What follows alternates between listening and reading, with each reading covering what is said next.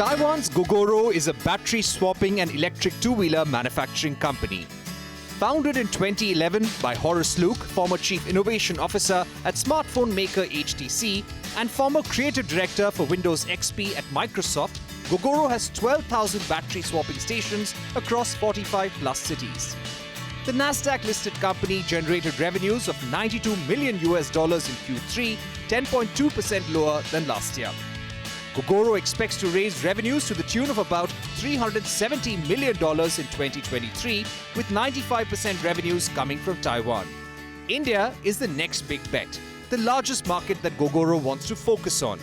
After forging strategic partnerships with Hero MotoCorp and EV startups like Zip Electric and Future EV, Gogoro has started manufacturing operations in Maharashtra and has now launched its first electric scooter and battery swapping stations in India. We caught up with the company's founder and CEO Horace to know more about Gogoro's India strategy. You started pilot operations in November last year. First, tell us about the electric scooter that is being launched. Yeah, India is a very, important market for Gogoro, right? As we develop the technology, as you mentioned, we came from Taiwan, where we now have about 1.3 million batteries and about 600,000 subscribers actively using the system. We learned a lot. And as we launched a pilot in India also last November, we also learned a lot. We adjusted technology, we fine-tuned our product, and we're ready to go live. And we're very excited about that. Now, as we think about India and India's goal to achieve the 80% of two-wheelers being electric by 2030, that's a very ambitious goal. Also on top of that, with cities like Goa, instantly requiring us to have, electric to do logistics. There has never been a time where we need electric solutions more than now. That's why we're here. And over the last couple of years, we built a very strong team in India. That includes product engineers, include quality engineers, and a very robust supply chain, where a lot of us are actually from India, a lot of suppliers from India. And so this is a big moment for Gogoro to be able to then actually bring our solution to now an open market to let everybody experience it and use it. So that said, I think, for us, there's really three very important announcements that we're making. The first one really around going live in the Delhi NCR area. So effective immediately, our network is live. Where very quickly we'll go to about 30 stations by early part of next year, where everybody can roam around the Delhi NCR area and swap in just seconds instead of having the refueling that takes minutes or even hours to do. And this is for all scooters or only Gogoro? This is for Gogoro scooters. Yeah, we can start with Gogoro scooters first. Now, that's really a big announcement for us. And then quickly after that, early part of next year, we're gonna actually go live in both Mumbai and Pune. So that's a huge opportunity for us to expand beyond just this local area here in Delhi, but now into other even larger size population that could use our solution. The second announcement is really around the vehicle that we're building. It's called a crossover, and it's a series of vehicles, ranging from consumer vehicles that has really great smart feature and great technology and great performance, to very, very kind of no-nonsense utility, functional vehicle that uses battery swapping to convert anybody that might be using ICE vehicle today to now go electric. Now, that vehicle is actually built in Maharashtra. We've actually grounded ourselves and helped ourselves out of Maharashtra to build these vehicles. And that's a great partnership with Maharashtra to bring that alive. It's a great milestone for everybody. So give us a sense of how much is Gogoro actually investing in Maharashtra? Well, our actual announcement earlier part of this year was really around a $1.5 billion investment. Now, of course, that's not all at once. It's over time. It's divided in two very different sections. One is really about the manufacturing and technology capability. That's around $500 million or so, from now until maybe perhaps end of the decade. And then at the same time, as we accumulate subscribers on the network, we have to build the network capability, and mainly around the swap station and the battery. That we foresee to be, with the adoption prediction that we have, we foresee that to be about $1 billion. But of course, pan-India, we see a much larger investment. Shall Gogoro become a very successful commercially to both B2B customers as well as retail consumers.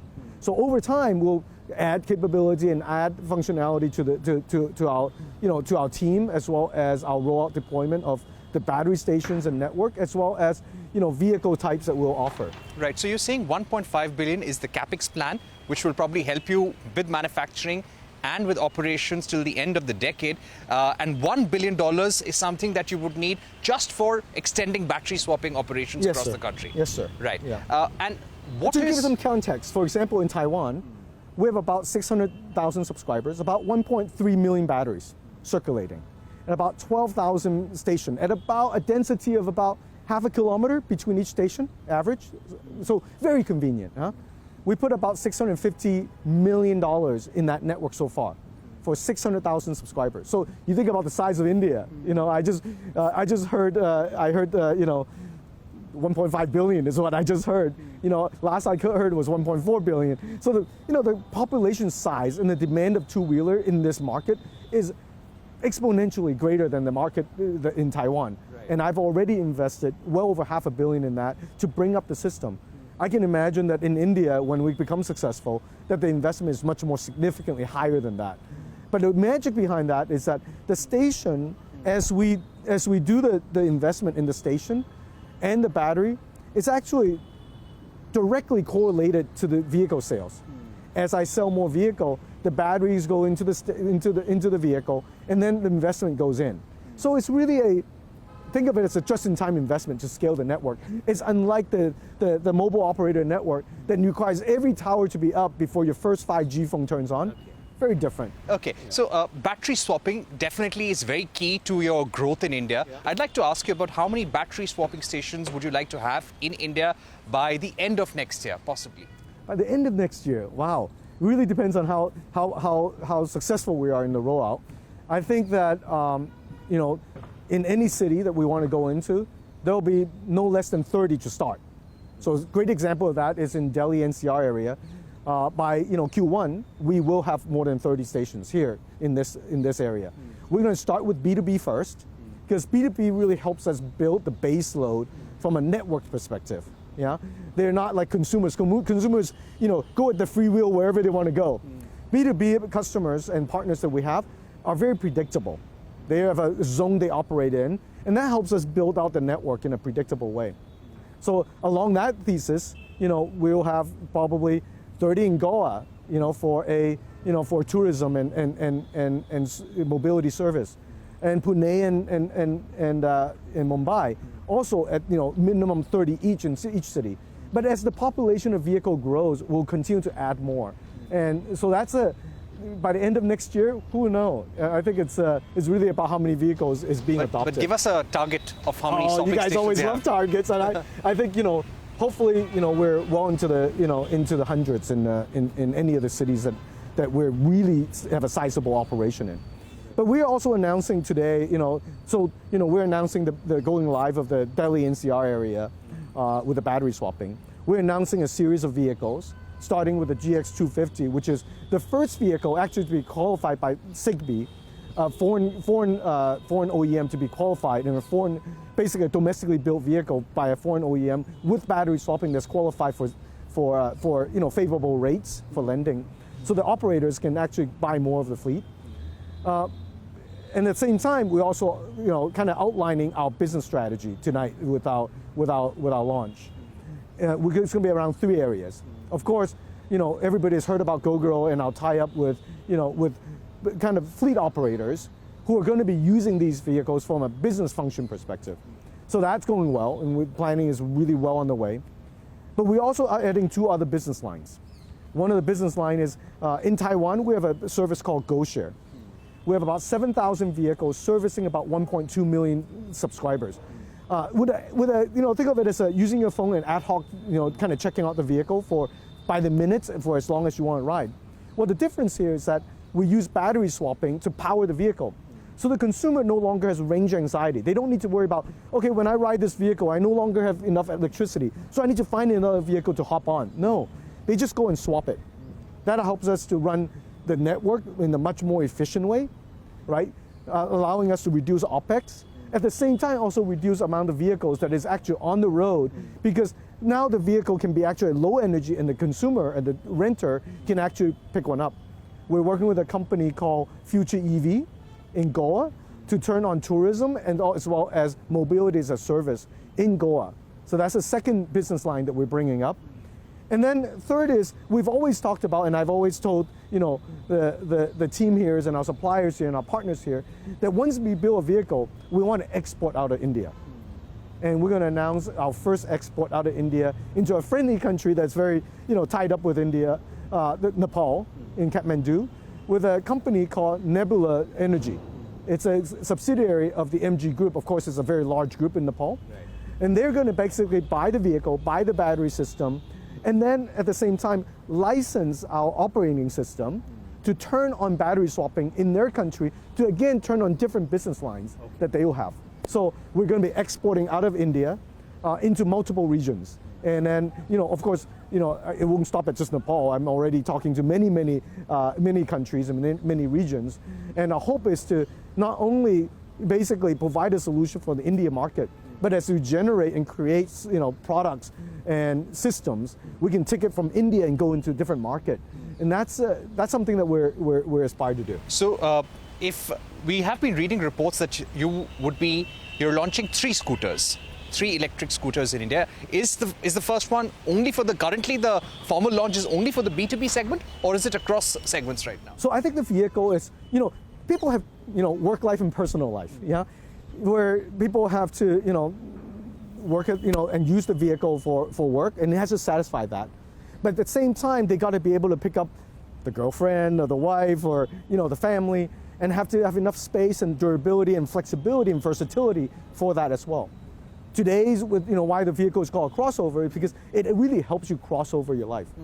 And that vehicle is not only just for B2B, but as a matter of fact, what you see is a vehicle that is, has a lot of different accessories, lifestyle accessory to it. It is almost like a chameleon. It can change itself from a B2B vehicle to now a B2C vehicle, or even an outdoor vehicle. Very, very diverse in the way that it can chameleon and change into different formats. So we're announcing 3 different vehicles. We're announcing a basic version, which is called the GX250, which is really the first one to be available. Then we're also announcing later on a crossover 50, which has double the power.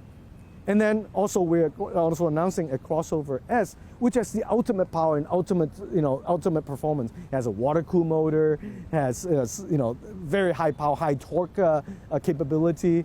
It has all the smarts, like for example, proximity sensor. You walk up to it and it just turns on because your phone is nearby. It has even Face ID and Touch ID lockability, so you don't have to worry about somebody stealing it. It sings happy birthday to you when it's your birthday. All the smart functionality that we have actually developed over time, we'll bring it to India as well through this consumer vehicle. So really a 3-tier product. A basic product for B2B, a mid-tier product for really consumers that wants a great electric experience, but don't really care too much about the smart feature.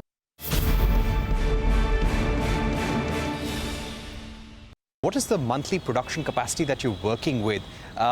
And the EV two-wheeler space in India is really heating up very fast. Yeah. You have competition in the market and big-time competition. What's the kind of sales target or market share that you're hoping to get by the end of next year or within 5 years? I think if you look at where the current trend is, if audience is looking at the current trend today, there's no doubt that India has set a very, very audacious goal, right? 80% of two-wheelers and three-wheelers to be electrified by 2030, right, on new sales. And yet the sales number doesn't reflect that. The sales number are debatable, projected to 40%, only half of that. I think there's still yet a big barrier in people adopting electric propulsion. And one is because the compromise they have to make. If you can go on a vehicle 100 kilometer, that means you can only go 50 kilometer one direction and go back. Or else you're going to have to wait there and charge, right? And that inconvenience is just not a solution when you're comparing to the traditional ICE vehicle today. But yet we're forced to have to convert and abandon such a legacy and kind of health endangering solution like ICE. We got to get away from that. So I can imagine that we can play in the additional 40% that helped the government achieve that 80%. How much is that reflected in sales? I don't have that crystal ball, but we can also say that when we started in Taiwan, electric vehicle was really not massively adopted, mainly for the reason of the challenge of, if you have the range anxiety, then you have the charge time, then you have, I worry about charging the battery underneath in a parking lot at home. With battery swapping, you bring all the battery into one location through an industrial charger that's 24 hours a day being monitored, much safer. And then you got the whole economics. What if the battery dies? Currently, the government subsidizes the battery, right? What if the battery dies and the consumer needs to buy a new one? Is the second battery subsidized? There's a big question mark around that, right? And so we need to provide a solution. And so what I do is I do want to, as we look forward, battery swapping is a very new technology. People there have a lot of doubt about whether or not it will work or not work and how to scale it works. Today in Taiwan, we have about 94% of the 93% of the vehicle on the road today that are electric is actually using a Gogoro battery swapping system. We have really kind of worked ourselves into an open system that allows vehicle makers not only like Gogoro, but Yamaha, Suzuki Taiwan, and 6 other brands to actually produce vehicles using the same common battery swapping system, and all interoperably within the different So clearly OEM. you're betting big on India, but let me again ask you about the basic question in terms of market share. Where do you want to be in the next 5 years? How much are you looking to sell initially for the first few months? I think, we're going to take a very conservative step. I think what is important, I think you're absolutely right, the space is heating up. The space is also competing very aggressively on pricing. And with pricing, one of the biggest challenge with pricing is that, a ton of steel is a ton of steel. A ton of plastic is a ton of plastic. There is no shortcuts around the corners. Either somebody's shortcutting because there's economic benefit from a shareholder's perspective, or there's, a competing because they're cheating and taking shortcuts. One of the things I can tell you about Gogoro is that we don't take shortcuts. What I'd rather do is take a step-by-step approach to grow the market. You don't see me growing, you won't see me growing exponentially really fast, but with a steady growth through different form factors and different vehicles that we provide. So we're building our order books now. Today is the first time a lot of people will see the vehicle. We'll also, work with B2B customers to scale and predictively build a network, really kind of enabling the flywheel to happen. But over time, I think that will build up. We didn't come to India thinking that we're just going to sell, a couple hundred vehicles. That's not the idea. The idea is really to make a meaningful penetration into India, to really change and help people change their lives here. So is this the biggest market for you globally? It is the biggest market globally for anybody.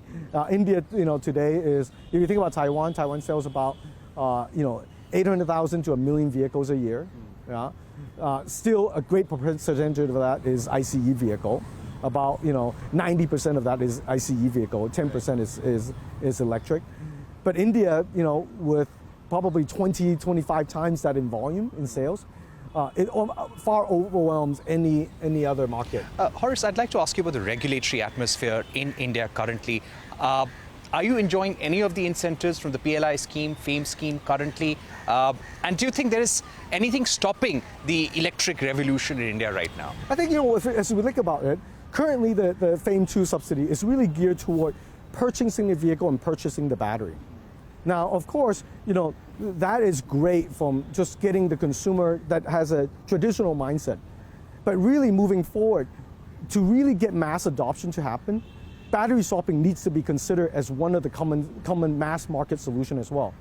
So as we talk to regulators and talk to government, we really urge them to consider battery swapping also as part of the incentive program that offers the consumer to choose between, I want to buy a vehicle, electric vehicle, with a battery or without a battery.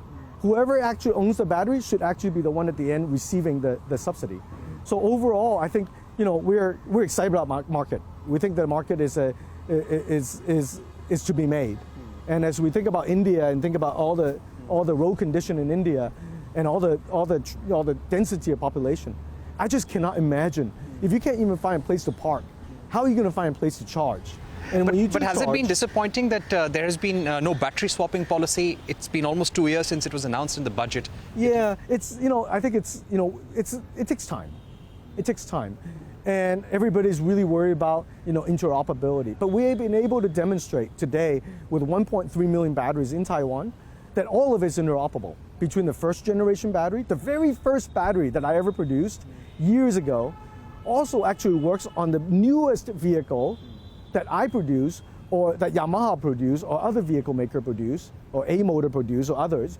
And that all the system just works interoperably. The configuration is gigantic. So we're taking this example and demonstrating that to the India officials and the government that interoperability can be had, but just not you make it and I make it and that make it, and then what if something happens and everybody points the finger in the opposite direction, because everything is charred at that point, right? You got a fire and everything is charred. Right. Accountability is very, very important to be able to trace, analyze, and solve the problem. And that's what we've been able to demonstrate in Taiwan, and we hope to bring that system here. But can you do without incentives? If the government stops incentives in March next year, because there is a debate right now whether there will be a FAME 3, without incentives, can the electric vehicle revolution in India continue? I think level playing field is what is important. Of course, having incentive really helps people make that jump into the decision, right? It'll boost sales. The number of vehicles that's sold in India today is probably still not yet competing with the ICE vehicle, right? The volume is just tremendously different. And so, but I think it shouldn't be, it shouldn't be one group gets it and the other group doesn't get it. But if you're doing electric, either everybody gets it or everybody don't get it. A level playing field is what, I think it's important. So you want a level playing field, that would be your ask? Level playing field, yeah. If there is a subsidy that's offered to people that are charging vehicle, that should be offered to the non-charging vehicle and swapping vehicle, because at the end the person is actually making a decision to go electric for the goods of everybody else, right? Right. My final two questions. Thank you very much for giving us so much time. One would be about Ola Electric, which is going for a mega IPO, and this is the first automobile company, ground up electric, which is going for a listing at the stock market. They want to raise about 700 million. They list at a valuation of about $7 billion. What do you feel about that? Because they have a market share of 35% right now. Yeah, on electric, yeah. I think, Bhavesh is great. I really like Bhavesh. We've known each other for many, many years. We aspire to do the same thing together, right? Which is, really giving a solution, an alternative to people who are actually doing ICE today, when they're staring at the ICE solution going, I want to do good, but I can't do good because there's nothing at the ready. I think he's done a great job with that. I think as he goes and lists, I really wish him the best of luck. Gogoro listed on the NASDAQ a little while back. We're the first company in Taiwan for many, many years to actually directly list on the NASDAQ. That comes with it a lot of great things, like, for example, governance. Because we're listed on NASDAQ, probably the most stringent stock exchange, that when I do work with partners and work with, regulators, the second I say this is, our company's listed on NASDAQ, no questions asked about, governance, right? About how we actually manage a company. That hopefully will bring a lot of structure to kind of the growth of EV overall. But I think Bhavesh is a great guy, an innovator. We have a similar background. We both worked at Microsoft before. A great guy. I wish him the best of luck. Okay, and finally, you have tie-ups with Sidbi, you have tie-ups with Future EV, Dubai, as you pointed out, Uber. That announcement is also coming up.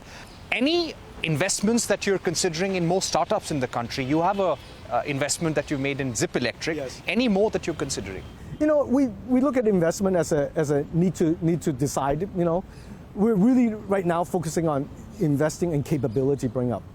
So all the supply chain, all the tools that is needed to verify, bringing in battery manufacturing into India, right? That's not going to be easy, right? But at the end of the day, really investment is a direct correlation. And with the investment in Zip, certainly we got a lot out of the pilot and a lot of strategic alliance between the two companies to now try and figure out how to actually launch in a meaningful way. So as we think about investment, it's needed to be considered. Right. Thank you very much, Horace, for joining us here on CNBC TV18. It was wonderful talking to you and having this comprehensive conversation about your future. So that was Horace Luke, the global CEO of Gogoro, in conversation with CNBC TV18. We've run out of time. Thank you for watching. Goodbye.